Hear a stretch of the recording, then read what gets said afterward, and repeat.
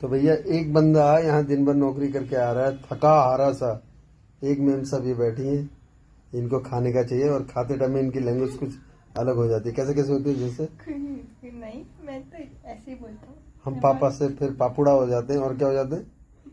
नहीं, मैं बहुत सुशील बच्चा हूँ, मैं ऐसे ही बोलता हूँ। कौन सा बच्चा? सुशील बच्चा। सुशील।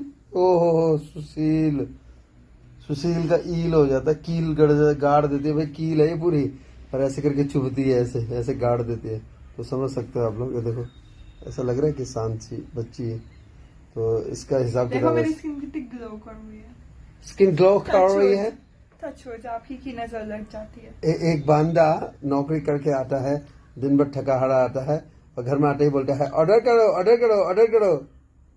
तो बस ये हाल है इसके। तो भैया पर्दे के पीछे की कहानियां कुछ अलग होती हैं और पर्दे के सामने कुछ एक अलग पर्दे होती के है। पीछे वहाँ भी इंसान।